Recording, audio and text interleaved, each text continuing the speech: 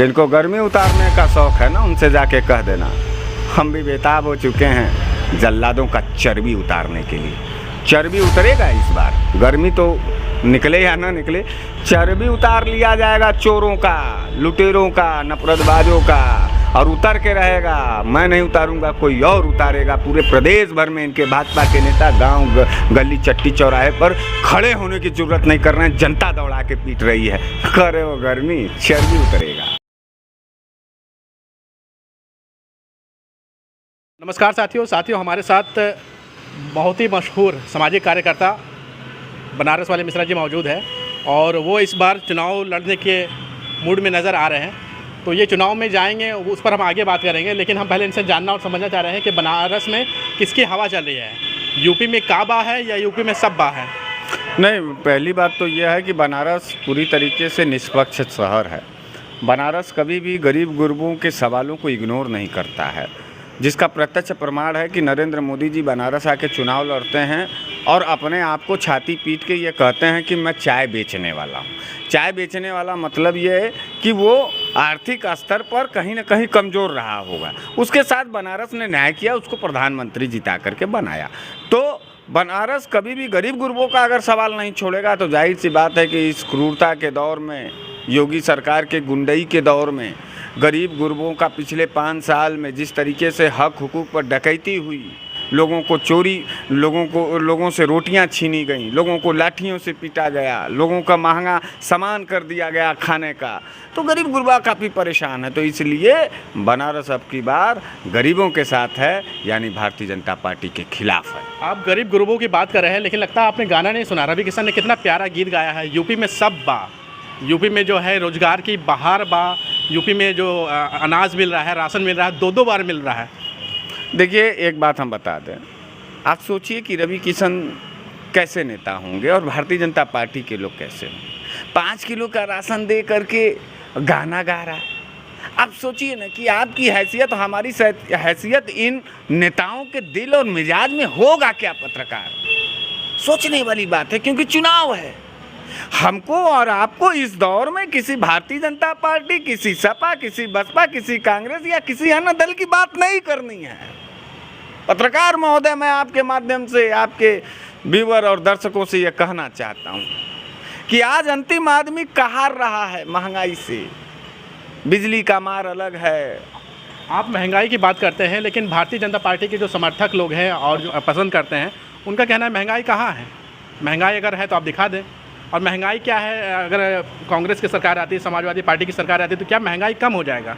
देखिए, भारतीय जनता पार्टी के समर्थकों की बात आप कर रहे हैं। भारतीय जनता पार्टी के समर्थकों की क्यों बात कर रहे हैं? भारतीय जनता पार्टी के समर्थकों से भारत के अन्य लोगों के दर्द को आप क्यों ताल्लुकात कर रहे हैं? अरे वो निर्मम लोग हैं पत्रकार, वो मारते हैं लोगों को। कोरोना काल में पैदल पैदल लोग आ रहे थे। बहन प्रियंका गांधी कांग्रेस पार्टी की बस दी थी 1000, योगी बाबा ने वापस करा दिया, क्योंकि मजदूरों को मरना था, उनका शौक है मारना। हाथरस में देखो ना पत्रकार, आधी रात को पुलिस जला रही है बहन बेटियों के लाश को पेट्रोल डाल करके। बताओ, पेट्रोल महंगा 110 रुपया लीटर कोरोना काल के बाद। मास्क के नाम पर पुलिस ने लाठियों से पीट के पैसा वसूला। पत्रकार, बताओ इस दर्द को कैसे हम भूलेंगे? राजनीति गया भाड़ में, आम आदमी और भारतीय जनता पार्टी से। अरे जिनके नेता बिना परिवार के हों, जिनके बच्चे ना हों, जिनके बच्चों को, जिनके पास स्कूल की फीस भरने का दर्द ना हो, जो महंगा गैस सिलेंडर का दर्द ना जानता हो, उसकी बातों पर विश्वास करें। यह भारत देश पारिवारिक लोगों का है। कृपया करके परिवार, प्लीज़ परिवार वाले लोगों की बात करिए। ये बहेला और सांडबाजी करने का मौका नहीं है। सांडबाजों को मत देखो पत्रकार, मर जाओगे बिना खाए। कफन तक नहीं मिला कोरोना काल में, हिंदू हो चाहे मुसलमान हो। कब्रिस्तान से शमशान तक लाशों की लाइन लगी थी, और इन बेहया लोगों ने, इन निर्लज्जों ने सदन में कहा कि ऑक्सीजन से कोई नहीं मरेगा। उसकी क्या बात का तुलना करते हो मित्र? मैं तुमसे कहना चाहता हूँ कि अब की बार दिल और मिजाज से अपनी रोटी और अपनी बेटी और अपने खेती के लिए चुनाव उत्तर प्रदेश का होने जा रहा है। लोगों ने मन मिजाज बनाया है, लोग बोल नहीं रहे हैं, लेकिन जवाब ईवीएम मशीन पर मिलने जा रहा है। हम लोग भी चुनाव लड़ रहे हैं बनारस के अंदर। पत्रकार, आप जाकर चलिए मेरे साथ सर्वे करिए और पूछिए कि 10 साल का जो विधायक है भारतीय जनता पार्टी का मेरे क्षेत्र में, किनके घर में कितना दिन गया है। मारा है विधायक ब्राह्मणों को, यही भारतीय जनता पार्टी उत्तरी का विधायक इसी कोरोना काल में मारा है दवा मांगने पर। लेकिन उसको जिताएंगे। सर्वे वगैरह करने वाले एजेंसियाँ हैं, उनका तो ये कहना है कि ब्राह्मण जो है वो बड़ी तादाद में भारतीय जनता पार्टी के साथ ही रहेंगे। कैसे जाएंगे? आपने हत्या का रेशियो देखा है योगी सरकार? योगी सरकार जातिवादी विचारधारा के साथ काम कर रहा है। जितने राजपूत अपराधी हैं उनको सुरक्षा दी गई है, Z+, Y+। ब्राह्मणों को टारगेट करके मारा गया, मुसलमानों को टारगेट करके मारा गया, दलितों के ऊपर टारगेट करके हमला हुआ। आप इस बात को कहाँ भूल रहे हैं? सबसे ज़्यादा हमला करने वाली सरकार योगी सरकार है उत्तर प्रदेश के अंदर। ब्राह्मणों के ऊपर साजिशन मंदिरों पर हमला किया। कोरोना मंदिर बना रहे हैं ना, आप काशी कॉरिडोर वगैरह जाके देखें। काशी कॉरिडोर में क्या हुआ? ब्राह्मणों को रोजगार मिला। उनका मंदिर जो 1000 मंदिर था, छोटे छोटे जीविकोपार्जन चल जाते थे दान दक्षिणा से, छीन लिया योगी ने, सिर्फ इसलिए कि हम ब्राह्मण हैं। और योगी बाबा ब्राह्मणों से बचपन से नफरत करते हैं। आपको मालूम होना चाहिए कि मठ की जो लड़ाई है उत्तर प्रदेश में, जो जातिवादी लॉबी है, उसमें ब्राह्मण बनाम राजपूत की लड़ाई चलने जा रही है। सारे ब्राह्मण खपा हैं। आपको कौन सी सुरक्षा एजेंसी दे दिया रिपोर्ट? जो भी सुरक्षा एजेंसी रिपोर्ट दे रहा है वो मठ के पैसे से रिपोर्ट दे रहा है, क्योंकि मठ जो है योगी बाबा का गोरखपुर में, वो ब्राह्मणों के लाश के लिए, लाश को देखने के लिए तरसती हैं, ब्राह्मणों के लाश गिराना चाहते हैं। आप योगी जी के ऊपर आ गए। योगी जी ने एक स्टेटमेंट दिया है कि ये चुनाव जो है 80 बनाम 20 की लड़ाई होने वाली है। तो आप 80 के साथ हैं कि 20 वाले में? देखिए 80 बनाम 20, मैं बार बार, देखिए मैं पॉलिटिकल पर्सनालिटी, मैं अपने सवाल को नहीं छोड़ूंगा। भारतीय जनता पार्टी जब कोई काम नहीं करती है तो बरगलाना जानती है। इनसे ये हिसाब लेना है कि 5 साल के बाद भी तुम 80 और 20 की लड़ाई लड़ रहे हो। भारतीय जनता पार्टी से पूछो कि शिक्षा सस्ती क्यों नहीं कर पाए, स्कूलों को क्यों नहीं खोल पाए, अस्पतालों में क्यों लाशें गिरने लगी, जातिवादी क्यों हमला होने लगा, इसका जवाब ये नहीं दे रहे हैं। किसानों का रुख जो आप देख रहे हैं, आपको हम बता दें, आप 80 बनाम 20 की जो लड़ाई है सही कर रहे हैं। 80% लोग गरीब गुरबों के सवाल पर हैं और 20% लोग कॉरपोरेट घराने के लोग हैं जो चाटुकारिता RSS और बजरंग दल और भाजपा का कर रहे हैं, जिसमें से एक योगी बाबा भी हैं।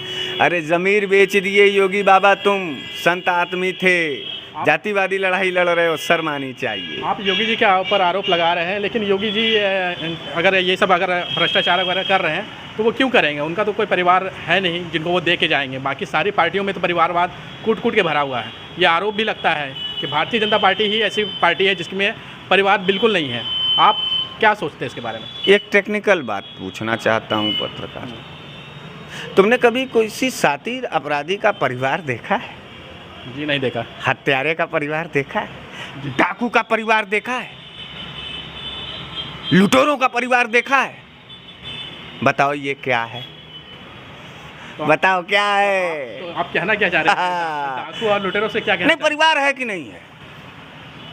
अच्छा, बिना परिवार के लोग ही डाकू बनते हैं, चोर बनते हैं, लुटेरा बनते हैं, नशेड़ी बनते हैं, अपराधी बनते हैं, परिवार के लोग नहीं बनते हैं।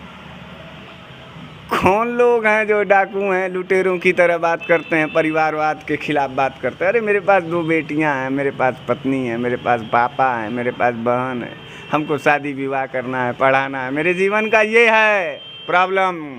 पत्रकार तुम्हारा 80 और 20 और हिंदू और मुसलमान और मंदिर और मस्जिद भाड़ में जाए, नई बात सुनना है तुम्हारा।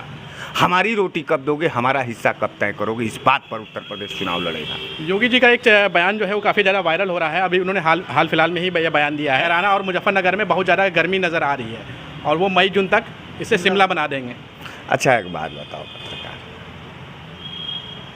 प्रोफेसर अगर होता कोई राजनेता तुम्हारा पढ़ा लिखा आदमी तो करता ही है बात। संविधान, अगर एक तरफ देश के संविधान की प्रस्तावना ही पढ़ लो, मत पढ़ो संविधान, उसको पढ़ो। उसी का शपथ न लिए थे ये, मैं कह तो रहा हूँ ये लोग कि विचारों को पढ़ने की कोशिश करिए। योगी जी क्या कर रहे हैं, मोदी जी क्या कर रहे हैं, उस पर मत उछलिए कूदिए। इनके विचारों को पकड़ने की कोशिश करिए। कितने जहरीले लोग हैं ये। प्रस्तावना पढ़ने के बाद कोई भी नेता इस तरीके का जो पढ़ा लिखा होगा, जो जिम्मेदार होगा, वो ये सब फालतू बात नहीं करेगा। और सुनो पत्रकार, जिनको गर्मी उतारने का शौक़ है ना, उनसे जाके कह देना हम भी बेताब हो चुके हैं जल्लादों का चर्बी उतारने के लिए। चर्बी उतरेगा इस बार, गर्मी तो निकले या ना निकले, चर्बी उतार लिया जाएगा चोरों का, लुटेरों का, नफरतबाजों का, और उतर के रहेगा। मैं नहीं उतारूंगा, कोई और उतारेगा। पूरे प्रदेश भर में इनके भाजपा के नेता गांव गली चट्टी चौराहे पर खड़े होने की जरूरत नहीं कर रहे हैं, जनता दौड़ा के पीट रही है। करे वो गर्मी, चर्बी उतरेगा। हमें पता चला है कि आप भी चुनाव में जाने वाले हैं और किस पार्टी से जाएंगे उस पर हम आगे चर्चा करेंगे, लेकिन हम ये जानना चाह रहे हैं कि अगर आप चुनाव में जाना चाह रहे हैं तो आप उत्तर प्रदेश में क्या मुद्दे देख रहे हैं, लोगों के बीच में क्या परेशानियां हैं, जो सबसे बड़ा मुद्दा क्या होने वाला है? देखियो पत्रकार, गंभीरता से सोचो। रोजगार एक बड़ा मुद्दा है। अब देखो ना, नौजवान पीटे जा रहे हैं। अभी आरबीआई वाला देखे ना, कितनी इसी पे सवाल करने वाला था। कितने जल्लादी से सबने गोली मारा। पुलिस का रोल देखे, आतंकवादी और अपराधियों के साथ मानवाधिकार आयोग इसकी भी परमिशन नहीं देती कि इस तरीके से जल्लादी व्यवस्था करो या व्यवहार करो। किसने ताकत दिया बताओ? जो मुख्यमंत्री है, जिसकी सरकार है जिस प्रदेश में, उस प्रदेश का पुलिस अगर ये रवैया अख्तियार कर रहा है तो जाहिर सी बात है कि कुर्सी पर बैठा व्यक्ति आपराधिक मानसिकता का है। और अपराधियों से निजात दिलाओ। पहला मुद्दा रोजगार है। दूसरा मुद्दा बेरहमी से बढ़ाई गई महंगाई दर है। आम आदमी टूट चुका है, खाने को नहीं, तरस रहा है रोटी रोटी के लिए। मित्र, इस बात को समझो। और कोई सवाल हो तो पूछ लो। प्रियंका गांधी ने एक गाना दिया था, एक स्लोगन दिया था कि हम लड़की हैं लड़ सकते हैं, लेकिन जो उनकी पोस्टर गर्ल थी वो तो भारतीय जनता पार्टी में शामिल हो गई है। तो कैसे जो प्रियंका गांधी ये स्लोगन दे रही है और ज़मीन पर कांग्रेस लड़ते हुए कैसे दिखेगी जब उनके नेता ही पार्टी छोड़ करके भारतीय जनता पार्टी में शामिल हो जा रहे हैं? चुनावी माहौल है। आज मैं हरे कलर का कुर्ता पहना हूँ, कल मैं पीला कलर का कुर्ता पहन लूँगा तो सवाल पूछने लगोगे। ये नेता लोग हैं, ये सियासत के वो कीड़े लोग हैं जो हमारे तुम्हारे सवाल से ताल्लुकात नहीं रखते हैं। मित्र, इन नेताओं की बात छोड़ो, सपा बसपा कांग्रेस भाजपा की। मैं बार बार घूम के कह रहा हूँ, अपने सवाल पे टिके रहो। ये बरगलाएंगे चुनाव में 80-20, ये कहेंगे हिंदू मुसलमान, अगड़ा पिछड़ा, ये वो नहीं सुनना है। कहना है मेरी रोटी, मेरी रोजी, मेरी बेटी, मेरी खेती, इसको बचाओ। 70 साल तो मुद्दों पर ध्यान दिया पत्रकार तुम लोगों ने, इस देश की जनता ने। क्या मिला? जलालत मिला ना। अब की बार पार्टियों की बात मत सुनो। अब की बार जाति दल मजहब की बात मत सुनो। अब की बार सीधे सीधे अपने रोजी रोटी के सवाल पर टिके रहो। ये भागेंगे और हारेंगे, ये हमला तक कराएंगे, ये झूठ प्रोपोगंडा फैलाएंगे। टिके रहना मित्र। याद करो कितनी बेरहमी और जल्लादीपना इन्होंने किसानों के साथ किया। याद करो इसी उत्तर प्रदेश विधानसभा के सामने टीईटी के बच्चों को किस तरीके से मारा गया। याद करो बुनकरों का, यही बनारस शहर है, बुनकरों का जो है, योगी ने बुनकरों का जो है बिजली का बिल कॉर्पोरेट घराने का किया। बनारस की साड़ी खत्म हो गई। अभी बिजली का रेट जो है वो तो उन्होंने कम कर दिया ना, हाफ कर दिया है। अरे भैया कागज़ की बात है। अभी चलो मेरे साथ, यहीं खड़े हो, यहाँ 5 मकान है, लाइव ले चलो, चैलेंज कर रहे हैं। अब पूछो कि किसका कम हुआ है बिजली का बिल। 3 महीना पहले ही कहा था ये आदमी, जिसका नाम योगी आदित्यनाथ है। गुंडों की तरह बात करने वाला हमारा मुख्यमंत्री हमारा भी शान है। मैं उत्तर प्रदेश का हूँ। सुनो, 3 महीना पहले कहा था कि हम सभी बिजली के बिल माफ़ करते हैं। कोरोना काल से अब तक एक भी बिजली का बिल नहीं माफ़ हुआ है। चलो पावर हाउस हम बता दें। यार इसकी बात को सुनोगे मित्र, बोनस में कफन पहनोगे, बोनस में। इस बात को याद रखो। आप इतने बेबाकी से बोल रहे हैं जिसकी वजह से आपको कई बार जेल जाना पड़ गया है, कई बार आप गिरफ्तारी हो गई है, तो आपको डर वगैरह नहीं लगता? कैसा डर?